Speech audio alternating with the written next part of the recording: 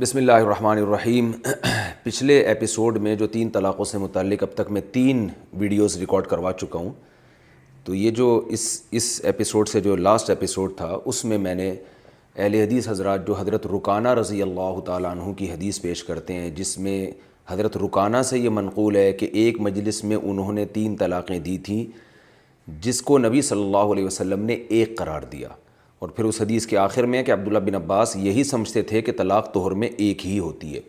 اچھا، اس حدیث پر تبصرہ چل رہا تھا تو اس کی میں نے پوری ڈیٹیل بیان کی تھی کہ اس حدیث کی متن میں اضطراب ہے، ایک راوی کچھ بیان کرتا ہے، دوسرا راوی کچھ بیان کرتا ہے۔ وہ پوری بحث آپ پچھلے ایپیسوڈ میں دیکھ سکتے ہیں، اور سند پہ بحث میں نے شروع کی تھی کہ اس حدیث کے 3 راوی ہیں۔ سب سے پہلے محمد ابن اسحاق، اور پھر داؤد ابن الحسین، اور پھر حضرت عکرمہ، اس کے بعد حضرت عبداللہ بن عباس ہیں۔ تو میں پھر یہ دلائل دے رہا تھا کہ اہل حدیث حضرات جو حضرت رکانہ کی حدیث کو صحیح قرار دینے کے لیے کیا دلائل دیتے ہیں، ان دلائل پہ ترسیہ چل رہا تھا۔ پھر آخر میں انشاءاللہ بتاؤں گا کہ یہ سند کی حقیقت کیا ہے۔ تو ان دلائل میں سے پہلی دلیل اہل حدیث حضرات جو دیتے ہیں، کہتے ہیں کہ بھئی یہ والی جو سند ہے نا حضرت رکانہ والی، جس میں آتا ہے کہ ایک مجلس میں 3 دی تھیں جس کو نبی نے قرار دیا، اس سند سے امام بخاری نے استدلال کیا ہے، اور وہ استدلال کہاں کیا ہے؟ امام بخاری کا رسالہ ہے خلق و افعال العباد، اس رسالے میں امام بخاری رحمہ اللہ تعالیٰ نے، یعنی اس رسالے میں امام بخاری نے جو حدیث پیش کی ہے اس کی سند بالکل یہی ہے۔ تو اور یہ پھر اس سے دلیل دی گئی ہے کہ جب حضرت امام بخاری اس سند سے اپنے ایک رسالے میں حدیث لا سکتے ہیں تو اس کا مطلب ان کے نظر میں یہ حدیث صحیح ہے۔ تو اس پر میں بیان کر رہا تھا کہ وہ جو حدیث امام بخاری رحمہ اللہ تعالیٰ نے پیش کی ہے، پچھلے ایپیسوڈ کے لاسٹ میں آپ یہ پوری ڈیٹیل دیکھ سکتے ہیں کہ امام بخاری نے جو سند پیش کی ہے نا، محمد ابن اسحاق ایک مورخ ہے، تاریخ دان ہے، حدیثوں میں اس کی قول حجت نہیں۔ حدیث سے میری مراد وہ حدیث ہیں جن کا احکام سے تعلق ہے، حلال و حرام، جائز ناجائز سے تعلق ہے، تاریخ میں اس کی بات کا اعتبار کیا جاتا ہے۔ تو امام بخاری نے ایک تاریخی واقعہ نقل کیا ہے اپنے رسالے خلق و افعال العباد میں، اس میں کوئی جائز ناجائز کا حکم نقل نہیں کیا۔ اور وہ تاریخی واقعہ کیا ہے کہ امام بخاری نے اس سند سے ذکر کیا ہے کہ نبی صلی اللہ علیہ وسلم بہت زور سے قرآن پڑھتے تو کافر لوگ، مشرکین لوگ شور مچاتے، آہستہ پڑھتے تو مقتدیوں کو سنائی نہ دیتا۔ تو سورہ اسراء کی آیت نمبر 115 نازل ہوئی کہ اے نبی صلی اللہ علیہ وسلم آپ درمیانی راستہ اختیار کریں، تلاوت درمیان میں کریں۔ تو یہ واقعہ محمد ابن اسحاق، داؤد ابن الحسین اور حضرت عکرمہ کی سند سے بیان کیا جاتا ہے۔ تو اس پر میں یہ تبصرہ کر رہا تھا کہ امام بخاری اس میں ایک تاریخی واقعہ نقل کر رہے ہیں کہ اس آیت کا شان نزول کیا ہے۔ پہلی بات یہ کوئی فقہی حکم بیان نہیں کر رہے۔ نمبر 2، اس تاریخی واقعے پر امام بخاری صحیح سند سے بھی حدیثیں لائے ہیں۔ تو جب محدث ایک صحیح سند سے ایک حدیث لے کر آتا ہے تو بعض دفعہ وہ ضعیف سند بھی لے آتے ہیں، کیونکہ وہ ضعیف سند اس صحیح حدیثوں کی تائید کر رہی ہوتی ہے۔ تو دوسری بات یہ بھی ہے کہ امام بخاری نے یہ روایت بطور تائید کے پیش کی ہے، بطور دلیل کے پیش نہیں کی ہے۔ آپ خلق و افعال العباد رسالہ اٹھائیں، اس میں آپ کو اسی واقعے پہ دوسری سندیں بھی مل جائیں گی۔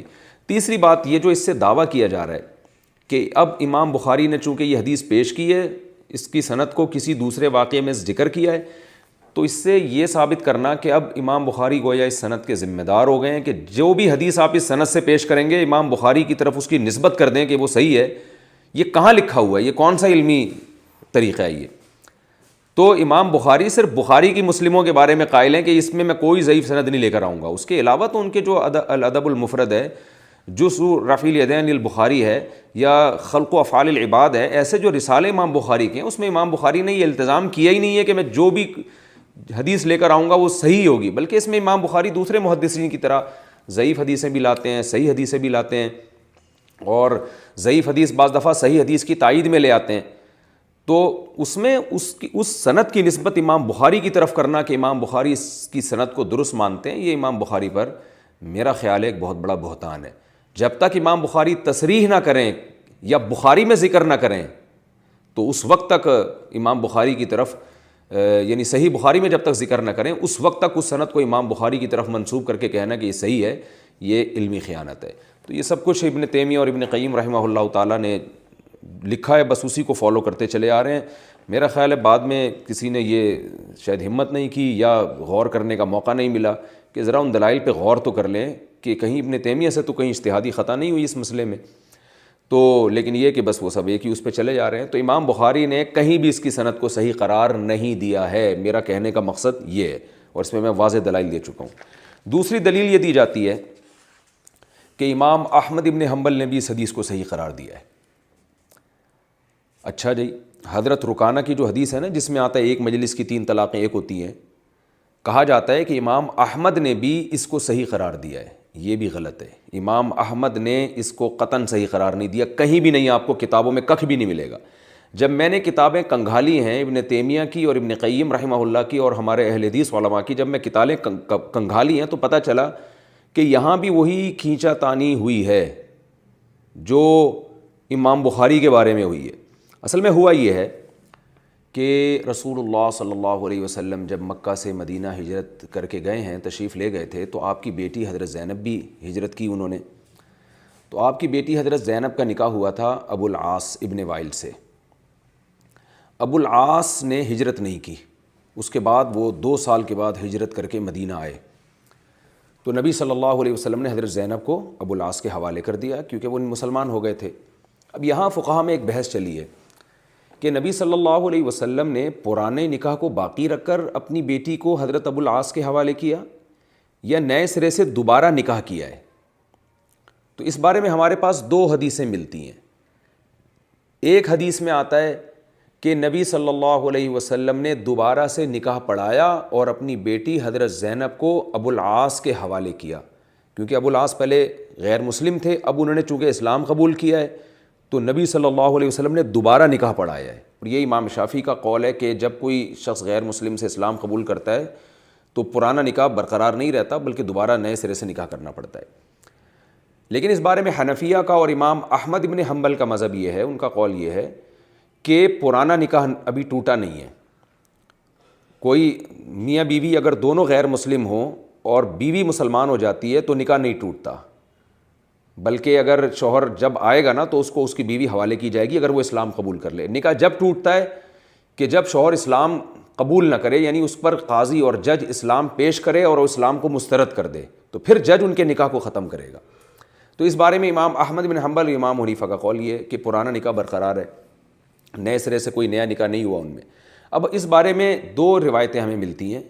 ایک حدیث میں آتا ہے کہ نبی نے اپنی بیٹی کو ان کے شوہر کے حوالے کیا نکاح کر کے، نئے سرے سے نکاح کر کے. دوسری روایت ہے کہ نبی نے نکاح نیا نہیں کیا، پرانے نکاح کو برقرار رکھا. یہ 2 حدیثیں ہیں. اب ہوا یہ ہے کہ امام احمد ابن حنبل رحمہ اللہ تعالیٰ کا یہ قول ہے کہ نئے سرے سے دوبارہ نکاح نہیں ہوا بلکہ پرانے نکاح کو برقرار رکھا ہے. اور اس کے لیے امام احمد ابن حنبل نے جو دلیل دی ہے، جو حدیث پیش کی ہے، اس حدیث کی سند بالکل یہی ہے. داؤد ابن الحسین محمد ابن اسحاق عن داؤد ابن الحسین عن اکرمہ عن ابن عباس. تو اس سے ابن تیمیہ اور ابن قیم رحمہم اللہ تعالیٰ اور اہل حدیث علماء نے استدلال کیا. دیکھو امام احمد ابن حنبل کی نظر میں یہ سند بالکل ٹھیک ہے. سند اگر ضعیف ہوتی تو امام احمد ابن حنبل اس سند سے دلیل پکڑ کے یہ قول نہ کرتے کہ نبی صلی اللہ علیہ وسلم نے حضرت زینب کو بغیر کسی نکاح کے، دوبارہ تجدید نکاح کے بغیر اپنے پرانے شوہر کے حوالے کر دیا ہے. تو امام احمد نے اس حدیث سے دلیل پکڑی ہے، اور امام احمد کا اس حدیث سے دلیل پکڑنا اس کی علامت ہے کہ امام احمد اس سند کو صحیح مان رہے ہیں. اور سند کو صحیح ماننا اس کی علامت ہے کہ جہاں بھی یہ سند آئے گی امام احمد کی نظر میں یہ سند بالکل صحیح ہوگی. یہ دعویٰ میرا خیال ہے دلیل کا اسٹائل آپ کی سمجھ میں آ گیا ہوگا. اب میں اس کا جواب دیتا ہوں آپ کو. دیکھیں بعض دفعہ مجتہدین کسی حدیث سے اس لیے استدلال کرتے ہیں کہ محدث کے پاس اس پہ دلیل پکڑنے کے لیے اس کے علاوہ کوئی آپشن ہوتا ہی نہیں ہے. اب دیکھیں حضرت ابو العاص نے جو ہجرت کی، نبی صلی اللہ علیہ وسلم نے حضرت ابو العاص کے حوالے اپنی بیٹی کو کر دیا. اس میں 2 باتوں کے علاوہ کوئی تیسری بات بنتی نہیں ہے. یا تو پرانا نکاح برقرار رکھا یا نئے سرے سے نکاح کیا. اس کے علاوہ کوئی تیسری بات تو ہو نہیں سکتی. اب جس میں آتا ہے کہ نئے سرے سے نکاح کیا، وہ حدیث بے انتہا ضعیف ہے. کتنی ضعیف ہے آئیے میں امام احمد بن حنبل کا تبصرہ اس کے بارے میں پڑھ کے سناتا ہوں. مسند امام احمد بن حنبل جلد نمبر 2 صفحہ نمبر 422 پر ہے. امام احمد فرماتے ہیں ھذا حدیث ضعیف او قال واہن یہ حدیث ضعیف ہے، واہن کا مطلب بالکل بیکار ہے. ولم يسمعه الحجاج من عمرو بن شعيب انما سمعه من محمد بن عبید اللہ العذرمی والعذرمی لا يساوي حدیثه شيئا. یہ حدیث حجاج نے عمرو ابن شعیب سے نہیں سنی ہے، انہوں نے تو محمد ابن عبداللہ العذرمی سے سنی ہے، اور جو عذرمی ہے اس کی حدیث کسی قابل نہیں ہے. تو امام احمد بن حنبل نے وہ جو حدیث ہے نا جس میں آتا ہے کہ نبی صلی اللہ علیہ وسلم نے نئے سرے سے دوبارہ نکاح کر کے اپنی بیٹی کو حضرت ابو العاص کے حوالے کیا ہے، یہ حدیث اس کی کوئی حیثیت ہی نہیں ہے. اس لیے امام احمد نے اس حدیث کو بالکل رد کر دیا. اب جب بالکل رد کر دیا ہے تو ظاہر ہے اب امام احمد کے پاس یہی آپشن رہ گیا کہ وہ حدیث جو اس سے کم درجے کی ضعیف ہے اس سے استدلال کریں. اور وہ کون سی ہے؟ محمد بن اسحاق، داؤد ابن الحسین اور حضرت عکرمہ والی. یہ حدیث چونکہ امام احمد کی نظر میں اس سے کم ضعیف یہ بھی ہے، جس کی میں دلیل انشاءاللہ آگے دوں گا، یہ بھی ضعیف ہے، لیکن دو ضعیف حدیثوں میں پھر یہ دیکھا جاتا ہے کہ ایک بالکل ہی کالعدم ہے، اس کو چھوڑ دو، ایک جو کم درجے کی ضعیف ہے اس سے استدلال کر کے یہ فتویٰ دے دیا امام احمد بن حنبل نے کہ نبی صلی اللہ علیہ وسلم نے دوبارہ نکاح نہیں کرایا، پرانے نکاح کو برقرار رکھا ہے. کیونکہ اب تیسری تو کوئی چیز نہیں ہے نا کہ دونوں حدیثوں کو رد کر کے تیسرا قول گڑیں، تو تیسرا تو بن نہیں سکتا کوئی. آپ کے پاس دو ہی آپشن ہے، ایک کہہ رہا ہے دن ہے، ایک کہہ رہا ہے رات ہے، تو یا تو دن ہے یا رات ہے. تو آپ کہتے ہیں یار دونوں ضعیف ہیں، تو جو کم درجے کا ضعیف ہے اس کی بات مان لو. تو بعض دفعہ مجتہدین کے پاس کوئی دلیل ملتی نہیں ہے ان کو، تو وہ فقہ کا ایک قاعدہ ہے یعمل بالدلیل الضعیف عند انعدام ما فوقه من الدلیل. جب کوئی آپ کے پاس مضبوط دلیل نہیں ہوتی تو کمزور دلیل ہی کا سہارا لے کے قول کیا جاتا ہے، بشرطے کہ آپ کے پاس کوئی اس کے علاوہ آپشن ہی نہ ہو. تو یہاں امام احمد ابن حنبل نے یہ جو داؤد ابن الحسین، محمد ابن اسحاق، داؤد ابن حسین، عکرمہ اور ابن عباس، اس سند کو ضعیف قرار دینے کے باوجود جو اس سے دلیل پکڑی ہے، اس دلیل کا عذر میں نے آپ کے سامنے پیش کر دیا کہ وہ اس لیے کہ اس کے علاوہ مجتہد کے پاس کوئی آپشن نہیں ہے. تو امام احمد ابن حنبل کا حضرت زینب والے معاملے میں اس سند سے استدلال کرنا، اس کرنے سے یہ نتیجہ نکالنا کہ امام احمد کی نظر میں یہ سند بے غبار ہے، بالکل صحیح ہے، یہ نتیجہ غلط ہے. آپ امام احمد کی طرف ایسی چیز کی نسبت کر رہے ہیں جو بنتی نہیں ہے. کیونکہ امام احمد ابن حنبل قسم اٹھا کے فرمایا کرتے تھے کہ محمد ابن اسحاق کی حدیث سے استدلال کرنا بالکل جائز نہیں ہے، جو میں آگے میں انشاءاللہ ان کا حوالہ پیش کروں گا. ایک مجتہد، ایک محدث خود قسم اٹھا کے کہہ رہا ہو کہ اس کی حدیث کو احکام کے طور پر، حکم کے طور پر پیش نہیں کیا جا سکتا، تو آپ کیسے زبردستی امام احمد کی طرف اس کی سند کو منسوب کر کے آپ صحیح قرار دینے کی کوشش کر رہے ہیں؟ تو میں حوالے انشاءاللہ پیش کروں گا ابھی. تو یہ جو میں نے دعویٰ کیا ہے کہ امام احمد کی نظر میں حضرت رکانہ کی حدیث صحیح نہیں ہے، اور جنہوں نے صحیح کہا ان سے کیا خطا ہوئی ہے، تو میں نے بعد میں ناصر الالبانی رحمہ اللہ کی کتابیں تلاش کی، تو اس میں بھی الحمدللہ مجھے وہی بات ملی جو میں نے ابھی دعویٰ کیا ہے آپ کے سامنے. تو علامہ البانی کی عبارت بھی میں آپ کو پڑھ کے سنا دوں. علامہ البانی ارواء الغلیل جو ان کی مشہور کتاب ہے، اس کے صفحہ نمبر 341 پہ فرماتے ہیں وَمِمَّا سَبَقَ أَنَّ الْحَدِيثَ ضَعِيفٌ وَمَنْ قَبِلَهُ الْإِمَامُ أَحْمَدُ كَمَا سَأَذْكُرُهُ فِي الْحَدِيثِ بَعْدَهُ فَلَعَلَّ ذَلِكَ مِنْ أَجْلِ شَوَاهِدِهِ. فَرَوَى ابْنُ سَعْدٍ عن عامر قال قدم ابو العاص بن الربيع من الشام وقد اسلمت امراته زینب مع ابیها وهاجرت ثم اسلم الى آخره. پوری عبارت پڑھنے میں ٹائم لگے گا. امام علامہ البانی فرماتے ہیں، یہ میں نے عبارت اس لیے پڑھ دیتا ہوں تاکہ آپ کو گوگل پہ یا کتاب میں سرچ کرنے میں آسانی ہو. امام علامہ البانی فرماتے ہیں کہ سابقہ تفصیل سے معلوم ہو گیا کہ یہ حدیث یعنی حضرت زینب والی جو حدیث ہے جس میں آتا ہے کہ نبی صلی اللہ علیہ وسلم نے حضرت زینب کو پرانے نکاح کے ساتھ حضرت ابو العاص کے حوالے کیا ہے، نیا نکاح نہیں کیا. حضرت زینب والی جو حدیث ہے اور جس کی سند کیا ہے محمد ابن اسحاق، داؤد ابن حسین اور عکرمہ، تو یہ والی حدیث علامہ البانی کہتے ہیں ضعیف ہے. اور جنہوں نے اس حدیث کو قبول کیا ہے ان میں امام احمد ابن حنبل بھی ہیں. بھی البانی کی عبارت سنا رہا ہوں. آگے فرماتے ہیں امام احمد نے جو اس کو قبول کیا ہے نا، اس کی وجہ یہ ہو سکتی ہے کہ اس حدیث کی تائید دیگر حدیثوں سے ہوتی ہے. اور وہ پھر آگے انہوں نے دیگر 2 حدیثیں پیش کی ہیں علامہ البانی نے. تو اس میں علامہ البانی نے بتا دیا کہ امام احمد کے بارے میں یہ کہنا کہ وہ اس حدیث کی سند کو صحیح سمجھتے ہیں یہ نہیں ہے. باقی اس حدیث سے استدلال کیوں کیا ہے، وجہ اس کی یہ ہے کہ اس کی تائید میں 2 حدیثیں اور موجود ہیں. تو یہ تو علامہ البانی، اور میں نے آپ کو یہ بتایا کہ اس لیے بھی کہا ہے کہ اس کے مقابلے میں جو حدیث ہے اس سے بھی زیادہ ضعیف ہے. تو اس پوری بحث کا حاصل میرا خیال ہے یہ نکل جانا چاہیے کہ امام احمد کی نظر میں حضرت رکانہ کی ایک مجلس کی 3 طلاقوں والی حدیث صحیح نہیں، اور پھر بھی آپ زبردستی ان کی طرف تھوپتے ہیں تو یہ غلط ہے. دوسری بات، ایک اور دلیل ابن تیمیہ اور ابن قیم رحمہم اللہ تعالیٰ نے دی ہے، اور اہل حدیث بھی اسی کو فالو کرتے ہیں. وہ بھی دلیل یہ ہے کہ اس دلیل سے اور ان باتوں سے بھی ابن تیمیہ ابن قیم رحمہم اللہ تعالیٰ نے یہ استدلال کیا ہے کہ امام احمد کی نظر میں حضرت رکانہ والی جو یہ حدیث ہے یہ صحیح ہے. تو آئیے ہم اس کی طرف بھی چلتے ہیں. امام احمد فرماتے ہیں، جو ابن تیمیہ نقل کرتے ہیں امام احمد سے، کہ حدیث رکانۃ فی البتۃ لیس بشیء لأن محمد بن اسحاق یرویہ عن داؤد بن الحسین عن عکرمۃ عن ابن عباس ان رکانۃ طلق امرأتہ ثلاثا. ابن تیمیہ فرماتے ہیں کہ امام احمد کہتے ہیں کہ رکانہ والی جو حدیث جس میں آتا ہے کہ حضرت رکانہ نے اپنی بیوی کو طلاق البتہ دی تھی، جو میں نے امام شافعی کی سند سے بیان کی تھی نا، جس میں آتا ہے طلاق البتہ، امام احمد فرماتے ہیں اس حدیث کی کوئی حیثیت نہیں ہے. وجہ اس کی یہ کہ امام احمد فرماتے ہیں وجہ اس کی یہ، وہ حدیث اس لیے غلط ہے کہ محمد ابن اسحاق داؤد ابن الحسین سے اور وہ عکرمہ سے اور وہ ابن عباس سے روایت کرتے ہیں کہ حضرت رکانہ نے اپنی بیوی کو 3 طلاقیں دی تھیں. تو اب اس سے استدلال یہ کیا گیا ہے کہ دیکھو امام احمد ابن حنبل نے حضرت رکانہ کی جو البتہ والی حدیث ہے، جو امام شافعی والی سند ہے، اس کو کالعدم قرار دینے کے لیے دلیل میں یہ حدیث پیش کی ہے محمد ابن اسحاق داؤد ابن الحسین اور عکرمہ اور ابن عباس والی. تو اس سے پتہ چلتا ہے کہ امام احمد کی نظر میں یہ والی حدیث صحیح ہے.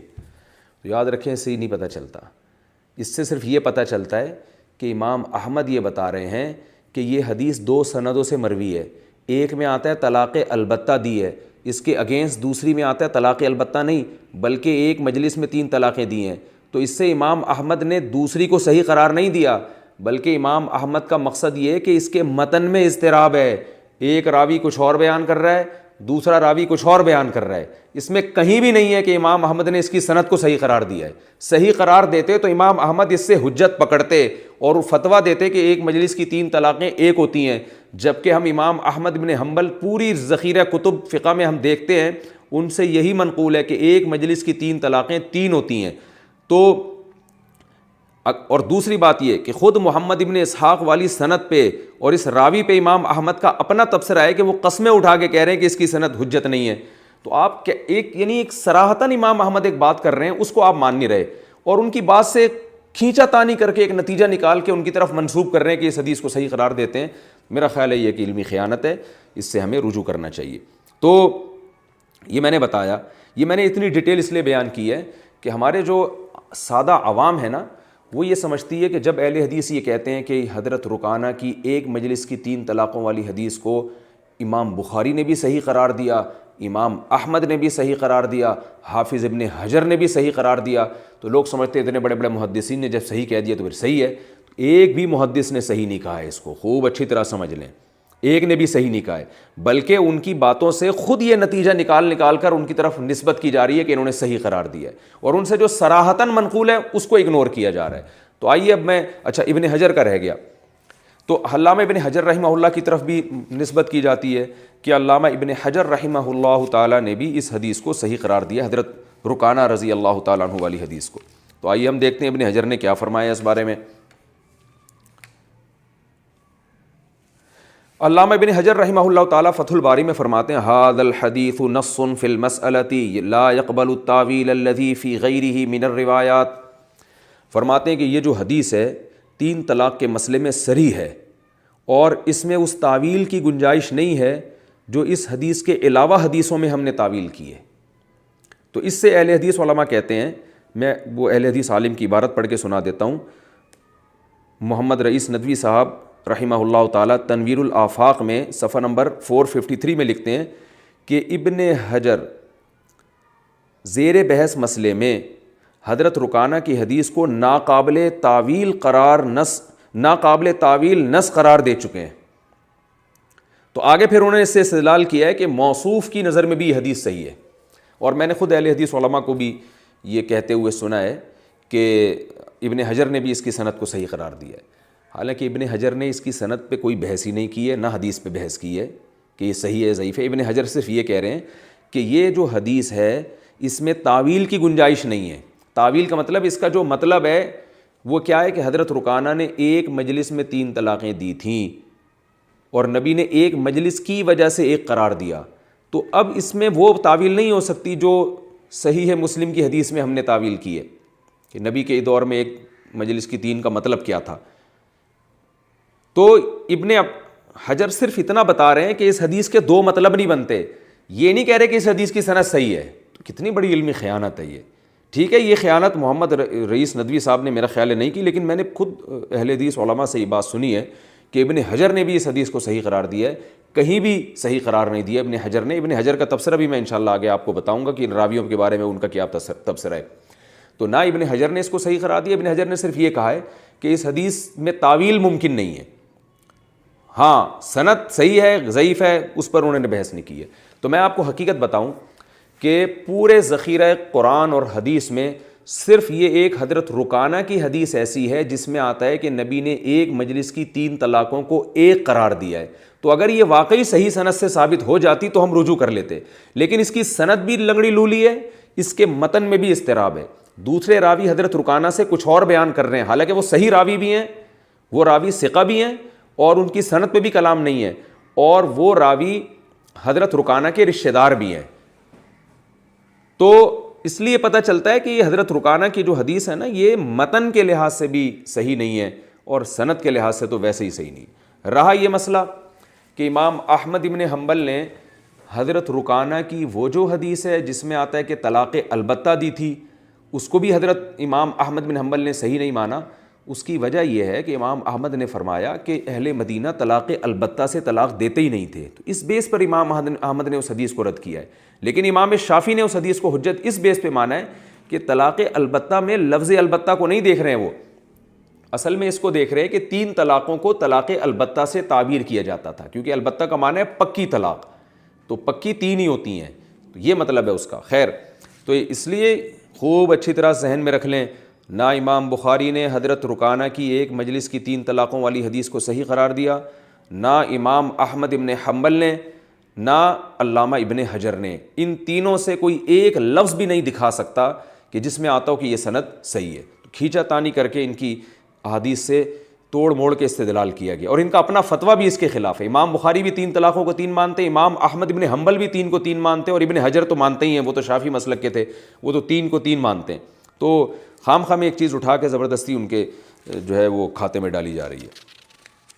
تو یہ تو حضرت رکانہ رضی اللہ تعالیٰ عنہ کی حدیث کے جواب ہوئے۔ اچھا، بعض اہل حدیث حضرات یہ بھی کہتے ہیں کہ بھئی ہم مانتے ہیں کہ حضرت رکانہ، اچھا میں پہلے وہ تبصرہ کر دوں محمد ابن اسحاق کے بارے میں۔ تو یہ جو اب ہم بے غبار ہو کر، یعنی ایک نیوٹرل ہو کے ہم دیکھتے ہیں کہ آئیے ہم ان 3 جو راوی تھے، محمد ابن اسحاق، داؤد ابن حسین اور حضرت عکرمہ، اب آئیے ہم اس پہ بحث کرتے ہیں کہ حضرت رکانہ کی جو ایک مجلس کی 3 طلاقوں والی حدیث ہے اس کے راویوں کے بارے میں تبصرہ۔ سب سے پہلا راوی ہے محمد ابن اسحاق، سیر اعلام النبلاء مشہور کتاب ہے جس میں راویوں کے تراجم ہوتے ہیں، اس میں محمد ابن اسحاق کے ترجمہ میں امام شافعی سے منقول ہے، قال الامام الشافعی من اراد ان یتبحر فی المغازی فہو عیال محمد ابن اسحاق۔ امام شافعی فرماتے ہیں کہ جو سیرت کی چیزیں، یعنی ہسٹری سے کو پڑھنا اگر چاہے، ہسٹری کو، تاریخ کو، تو وہ محمد ابن اسحاق کا محتاج ہے۔ حدیث کے بارے میں نہیں کہا، ہسٹری کے بارے میں کہا ہے، کیونکہ ہسٹری میں، تاریخ میں کمزور راوی بھی چلتا ہے۔ آگے امام مالک فرماتے ہیں دجال من الدجاجلہ، یہ فراڈیوں میں سے ایک فراڈی تھا۔ یہ امام مالک کا تبصرہ بھی تھوڑا گاڑا تبصرہ ہے، محدثین نے اس کو نہیں مانا، انہوں نے کہا اتنا بڑا فراڈی بھی نہیں تھا۔ امام مالک نے جو اس کے بہرحال امام مالک کا اپنا تبصرہ یہی ہے، اور یہ بھی امام مالک نے فرمایا ہے کہ میں حجر اسود اور بیت اللہ کے بیچ میں کھڑا ہو کر بھی قسم اٹھا کے کہوں گا کہ یہ آدمی فراڈی ہے۔ اس کا حوالہ مجھے اس وقت یاد نہیں ہے، لیکن امام مالک کے یہ الفاظ بھی اس کے بارے میں منقول ہیں۔ لیکن محدثین کہتے ہیں امام مالک نے تھوڑا مبالغہ زیادہ کیا ہے، حدیث میں حجت نہیں ہے، فقہی حکام میں اور تاریخ میں اس کی بات مانی جائے گی، مورخ ہے۔ قال الامام الذہبی، امام ذہبی رحمہ اللہ فرماتے ہیں وقد امسک علی الاحتجاج بروایات ابن اسحاق غیر واحد من العلماء لاشیاء، فرماتے ہیں اس سے دلیل پکڑنے سے بہت سے علماء رک گئے ہیں، یعنی محمد ابن اسحاق کی حدیثوں سے بہت سے علماء دلیل نہیں پکڑتے، اس کو حجت نہیں مانتے چند باتوں کی وجہ سے۔ ان چند باتوں میں سے ایک ہے منہا تشیعہ، یہ شیعہ مسلک کی طرف مائل تھا۔ اور یاد رکھیں ابن حجر نے یہ اصول بیان کیا ہے شرح نخبۃ الفکر، جو ان کی مشہور کتاب ہے اصول حدیث کی، اس میں آتا ہے کہ کوئی بدعتی راوی کوئی ایسی حدیث پیش کرے جس سے اس کے مسلک کی تائید ہو رہی ہو تو وہ حدیث بھی حجت نہیں ہوتی۔ تو 3 طلاقوں کو جو شیعہ ہے نا وہ کالعدم قرار دیتے ہیں، اور 3 طلاقوں کے بعد بھی وہ رجوع کا حق دیتے ہیں۔ تو وہ فرما رہے ہیں کہ محمد ابن اسحاق پر بھی شیعہ ہونے کا الزام لگا ہے۔ تو اس سے بھی پتہ چلتا ہے کہ یعنی بہت ساری باتوں میں سے ایک بات انہوں نے ذکر کی ہے، آگے جو مزید باتیں ذکر کی ہیں وہ اس کے تذکرے کی ضرورت نہیں ہے۔ ان میں ایک بات اہم جو امپورٹنٹ تھی جو میں نے ہائی لائٹ کی ہے تشیع، کہ اس کا میلان شیعہ مسلک کی طرف تھا، تو اس لیے بھی ممکن ہے کہ اس نے بات کو گھما دیا ہو۔ فاما الصدق فلیس بمدفوع عنہ، ہاں فرماتے ہیں کہ سچ کو اس سے دور نہیں کیا جا سکتا، یعنی یہ نہیں کہا جا سکتا کہ جھوٹا آدمی ہے۔ وقال احمد، امام احمد ابن حنبل فرماتے ہیں لیس ہوا بحجت، اس کی حدیث حجت نہیں ہے، اس کو بطور دلیل کے پیش نہیں کیا جا سکتا۔ قیل لہ یحتج بہ، ایک دفعہ امام احمد سے پوچھا گیا کہ کیا محمد ابن اسحاق کی حدیث سے دلیل پکڑی جا سکتی ہے؟ قال لم یکن یحتج بہ فی السنن، فرمایا کہ شرعی احکام میں حلال و حرام میں جائز ناجائز میں اس کی حدیث سے دلیل نہیں پکڑی جا سکتی۔ وقال ایوب بن اسحاق ابن سافری سألت احمد بن حنبل فقلت اذا انفرد ابن اسحاق بحدیث تقبله قال لا واللہ۔ ایوب ابن اسحاق کہتے ہیں کہ میں نے امام احمد سے پوچھا کہ ابن اسحاق جب کسی حدیث کو بیان کرنے میں متفرد ہو تو آپ اس کی حدیث کو لے لیں گے؟ فرمایا نہیں، اللہ کی قسم نہیں لوں گا میں۔ وروا محمد بن عثمان العیسیٰ ابن عن علی ہوا صالح وسط، محمد ابن عثمان کہتے ہیں کہ درمیانے درجے کا راوی ہے یہ۔ وروى ابن خیثمۃ عن یحییٰ لیس بہ باس، ابن خیثمہ یحییٰ سے نقل، یحییٰ ابن معین سے نقل کرتے ہیں کہ اس کی روایت پیش کرنے میں کوئی زیادہ حرج نہیں ہے، لیکن ایک دفعہ انہوں نے فرمایا لیس بذاک، اس کی کوئی ویلیو نہیں ہے۔ وسمعت یحییٰ مرۃ اخری، اور ایک اور دفعہ میں نے یحییٰ کو فرماتے ہوئے سنا هو عندی سقیم لیس بالقوی، یعنی یحییٰ ابن معین سے بھی 3 قول اس کے بارے میں منقول ہیں۔ ایک دفعہ انہوں نے فرمایا چلتا ہے، دوسرے میں فرمایا کوئی حیثیت نہیں ہے، تیسرے میں فرمایا عندی سقیم بیمار آدمی ہے، بیمار سے مراد علم حدیث میں بیمار ہے، لیس بالقوی، یہ مضبوط راوی نہیں ہے۔ وقال المیمونی سمعت یحییٰ ابن معین یقول ابن اسحاق ضعیف ہیں، اور میمونی کہتے ہیں میں نے یحییٰ ابن معین کو یہ کہتے ہوئے سنا کہ یہ ضعیف راوی ہے۔ تو اتنے سارے تبصرے اس کے بارے میں آپ کو میں نے سنا دیے ہیں، اس کے بعد بھی آپ اس سے استدلال کریں تو، اور خلاصہ محدثین کا یہی ہے کہ بہت ملے جلے تبصرے ہیں، تو یہ جو ہے اس میں حجت نہیں ہے یہ فقہی حکام میں، ہاں تاریخی روایتیں وہ بیان کر لے، کوئی حرج نہیں ہے، اور شیعت کا الزام بھی لگا ہوا ہے۔ اچھا بھائی آگے چلتے ہیں ہم، تو یہ اچھا دوسرے راوی ہیں داؤد ابن الحسین، اس حدیث کے دوسرے راوی داؤد ابن الحسین ہیں اور تیسرے حضرت اکرمہ ہیں۔ دونوں راویوں پر کلام ہے، لیکن ہم اس کلام کو اگنور اس لیے کرتے ہیں کہ راجح قول ان دونوں کے بارے میں یہی ہے کہ یہ دونوں ثقہ راوی ہیں۔ محمد ابن اسحاق عن داؤد ابن الحسین قال حدثنا عن اکرمہ، وہ حضرت اکرمہ اور داؤد ابن الحسین اگرچہ ثقہ راوی ہیں، لیکن محدثین نے اس کی تصریح کی ہے کہ داؤد ابن حسین کی وہ روایت جو حضرت اکرمہ سے ہوگی وہ قابل قبول نہیں ہے۔ یہ بھی ایک علم حدیث میں ہوتا ہے کہ ایک راوی ایک خاص شیخ سے جو حدیث بیان کرتا ہے اس کو تو قبول کی جاتی ہے، دوسرے سے بیان کرے گا اس کو قبول نہیں کیا جائے گا۔ یہ جو علم حدیث پڑھتے ہیں اصول حدیث ان کو پتہ ہی ہے، تو میں وہ تبصرہ بھی نقل کر دیتا ہوں۔ تہذیب التہذیب میں ابن حجر فرماتے ہیں داؤد ابن الحسین کے تبصرے میں قال علی ابن المدینی ما روا عن اکرمہ فمنکر، داؤد ابن حسین اگر اکرمہ سے جو روایت کرتے ہیں وہ منکر حدیث ہے۔ وقال ابو داؤد احادیثہ عن شیوخہ مستقیمۃ، امام ابو داؤد جو سنن ابو داؤد کے مؤلف ہیں وہ فرماتے ہیں کہ داؤد ابن الحسین جو اپنے دیگر اساتذہ سے حدیث بیان کرے وہ تو ٹھیک ہے، وَأَحَادِيثُهُ عَنْ عِكْرِمَةَ مَنَاكِيرٌ، لیکن جب اکرمہ سے روایت کریں تو منکر ہے، اور منکر حدیث سب جانتے ہیں کہ وہ حجت نہیں ہوتی۔ تو سند کے لحاظ سے اس پر آپ نے کلام سن لیا کہ سند کے لحاظ سے محمد ابن اسحاق پر بہت تبصرہ ہے، جو سخت تبصرہ ہے وہ تو میں نے نقل ہی نہیں کیا کہ محمد ابن اسحاق پر کتنا سخت تبصرہ بھی ہے. 2-4 الفاظ وہ بھی میں بیان کر دیتا ہوں. علامہ ذہبی ہشام ابن عروہ سے نقل کرتے ہیں, ہشام کہا کرتے تھے کہ محمد ابن اسحاق کذاب ہے. سلیمان ابن داؤد کہتے ہیں مجھ سے محمد ابن یحییٰ ابن قطان نے کہا کہ میں گواہی دیتا ہوں کہ محمد ابن اسحاق جھوٹا ہے. اور امام مالک محمد ابن اسحاق کے بارے میں فرماتے کرتے تھے کہ دجالوں میں سے ایک دجال ہے. پھر بھی ہم کہتے ہیں یہ بڑی سخت تنقید ہے, تو ہم اعتدال سے کام لیتے ہیں, کیونکہ ہمارا مقصد کسی خاص مسلک کو پروموٹ کرنا نہیں ہے. اعتدال کی بات یہی ہے جو جمہور محدثین کا مسلک ہے کہ تاریخ میں یہ اس کی تاریخی روایتوں کو نقل کیا جا سکتا ہے. فقہی احکام حلال و حرام جائز ناجائز میں اس کی حدیث حجت نہیں ہے. یہی وجہ ہے کہ امام بہقی نے بھی فیصلہ کیا کہ یہ حدیث صحیح نہیں ہے. ان ھذا الاسناد لا تقوم به الحجۃ مع ثمانیہ.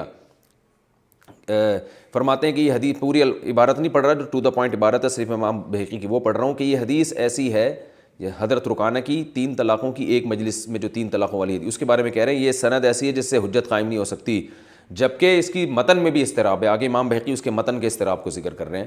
تو متن میں اضطراب کیا ہے؟ حضرت رکانہ سے 3 روایتیں منقول ہیں. ایک امام شافعی کی سند میں جس میں آتا ہے کہ 3 دی تھیں ایک کی نیت سے, جس کو البتہ سے تعبیر کیا گیا. دوسری یہ والی جس میں آتا ہے 3 طلاقیں ایک دی تھیں. تیسری ایک اور آ رہی ہے, اس کی تو سند بالکل ہی بیکار سند ہے, اس سے بھی زیادہ, اور اس میں بڑی غلطی یہ ہے کہ وہ رکانہ سے نہیں, وہ رکانہ کے والد سے مروی ہے. تو وہ جبکہ حضرت رکانہ کے والد کا زمانے جاہلیت میں انتقال ہو گیا تھا. اسی وجہ سے امام ذہبی فرماتے ہیں کہ وہ تو سرے سے اس کا وجود ہی نہیں ہے اس روایت کا. لیکن ہمارے اہل حدیث بھائی ان دونوں حدیثوں کو پیش کرتے ہیں, حالانکہ ایک کی سند کی یہ حالت ہے جو میں نے آپ کے سامنے پیش کی, دوسری سند جو ہے وہ ابو رکانہ سے ہے جو زمانہ جاہلیت میں جن کا انتقال ہو گیا تھا. تو وہ تو واقعہ اسلام میں ہو ہی نہیں سکتا. تو اس کا تو وہ امام ذہبی فرماتے ہیں الخبر خطأ, وہ خبر ہی ٹھیک نہیں ہے, وہ راوی نے اس کو سرے سے بیان ہی غلط کیا ہے, اور وہ راوی بھی اس کے بہت ہی اس سے بھی زیادہ لنگڑے لولے راوی ہیں, مجہول راوی ہیں, نام ہی پتہ نہیں ہے کہ کون تھے کیا تھے. تو میں وہ بھی پڑھ لیتا ہوں, جب اتنی بات ہو گئی ہے تو وہ بھی کمپلیٹ ہو جائے تو اچھا ہے. تو اب میں وہ تیسری حدیث پیش کرتا ہوں حضرت ابو رکانہ سے جو منقول ہے, وہ بھی حضرت رکانہ کے کھاتے میں ڈال دی جاتی ہے. آئیے ہم اس حدیث کو پڑھتے ہیں جس سے پتہ چلتا ہے کہ وہ کیا ہے, اس کی کیا حیثیت ہے. تو وہ حضرت ابو رکانہ سے جو حدیث ہے وہ یہ ہے, عن ابن جریج قال اخبرنی بعض بنی ابی رافع مولی النبی صلی اللہ علیہ وسلم عن عکرمۃ عن ابن عباس قال طلق عبد یزید ابو رکانہ الحدیث. پورے آگے الفاظ وہی ہیں کہ ایک مجلس میں 3 طلاقیں دی تو نبی نے ایک قرار دیا. اس حدیث کے سند دیکھ لیں آپ, اس میں آتا ہے کہ بعض بنی ابی رافع, ابو رافع کے بعض لوگوں نے کہا. وہ بعض کون ہیں ان کا نام نہیں ہے, بعض محدثین نے ان کا نام بتایا محمد. تو امام ذہبی اس راوی کے بارے میں فرماتے ہیں محمد واہن. واہی کا مطلب یہی ہوتا ہے جیسے ہم اردو میں کہتے ہیں نا واہی تباہی, تو یعنی قابل اعتبار راوی نہیں ہے. والخبر خطأ, اور امام ذہبی فرماتے ہیں یہ خبر ہی جھوٹی ہے, کیونکہ عبد یزید جو ہے جو ابو رکانہ تھے لم یدرک الاسلام, انہوں نے زمانہ جاہلیت پایا ہے, اسلام کا زمانہ نہیں پایا. اس بات کا اعتراف علامہ البانی رحمہ اللہ تعالی نے بھی کیا ہے ارواء الغلیل کتاب النکاح میں. اسی طرح ابن ملقن کی البدر المنیر بھی دیکھ سکتے ہیں. اور اسی طرح سعودی عرب کا جو ایک مشہور رسالہ ہے 3 طلاق کے موضوع پر, وہاں کے بڑے بڑے علماء 90s میں بیٹھے تھے, 80s یا 90s کی بات ہے, اور بہت بڑی کانفرنس ہوئی تھی صرف اسی موضوع پر. اور اس میں پھر اس نے جو اعلامیہ جاری کیا تھا, جو فتویٰ جاری کیا تھا اس کانفرنس میں, وہ یہی تھا کہ 3 طلاقیں ایک مجلس میں 3 ہی ہوتی ہیں. اس رسالے کا نام ہے مجلۃ البحوث الاسلامیہ, یہ انٹرنیٹ پر مل جائے گا. طلاق ثلاث کے موضوع پر القرار کے نام سے ان کی ایک قرارداد پاس ہوئی تھی اور ایک فتویٰ شائع کیا گیا تھا. اس کے صفحہ نمبر 373 پہ بھی آپ یہ دیکھ سکتے ہیں کہ یہ خبر غلط ہے, اس کا وجود ہی نہیں ہے. تو اور اگر صحیح بھی مان لیں آپ اس کو, تو ایک روایت ابو رکانہ سے ہے, ایک حضرت رکانہ سے ہے, اور یہ فرض کر لیں کہ ابو رکانہ نہیں رکانہ ہی تھے, راوی نے غلطی سے ان کو ابو رکانہ کہہ دیا, تو یہ والی حدیث بھی ضعیف ہے, اور حضرت رکانہ سے جو دوسری حدیث منقول ہے وہ بھی ضعیف ہے. دونوں ضعیف حدیثیں ہیں. آپ کہہ سکتے ہیں 2 ضعیف حدیثیں مل کے ان میں طاقت پیدا ہو جاتی ہے. تو حضرت رکانہ سے جو تیسری حدیث ہے امام شافعی کی, وہ ان دونوں کے اگینسٹ ہے, جس میں آتا ہے کہ ایک کی نیت سے 3 دی تھیں, تو وہ ان کے اگینسٹ ہے. تو ضعیف حدیثوں میں مل کے کچھ قوت اس صورت میں پیدا ہوتی ہے کہ جب وہ اپنے سے زیادہ صحیح حدیثوں کے خلاف نہ ہو, اور اگر اتنی لنگڑی لولی سندیں آپ پیش کر کے ان کو ملا کے ایک مسئلہ اخذ کر لیں، اور وہ بھی طلاق کا مسئلہ، اور جبکہ اس کے خلاف اسی سند، اس سے بہتر سند سے دوسری حدیث بھی موجود ہو، تو ایسا کوئی محدثین کا اصول نہیں ہے کہ پھر اس ضعیف سند کو مانا جائے گا۔ یہی وجہ ہے کہ کسی محدث نے یہ قول نہیں کیا ہے۔ جتنے بھی یعنی حدیث کی کتابیں ہیں نا محدثین، وہ سب اسی کے قائل ہیں کہ اکٹھی 3 طلاقیں 3 ہی ہوتی ہیں۔ ہمارے علم میں کوئی ایسے مشہور محدث نہیں ہے جنہوں نے اس حدیث کی بیس پر اس پر فتویٰ دیا ہو۔ تو یہ پوری بحث میں نے کی ہے حضرت رکانہ کے بارے میں کہ صحابہ کرام سے اس بارے میں کیا منقول ہے، یعنی نبی صلی اللہ علیہ وسلم سے۔ تو آپ نے دیکھ لیا کچھ بھی منقول نہیں ہے اس بارے میں۔ تو اب انشاءاللہ ہم صحابہ کرام سے اس بارے میں جو اہل حدیث حضرات فتاویٰ ان کے جو پیش کرتے ہیں، اور جو تابعین کے فتاویٰ پیش کرتے ہیں، ہم ان کا جائزہ لیں گے انشاءاللہ۔ اللہ تعالیٰ سمجھنے کی، عمل کی توفیق عطا فرمائے۔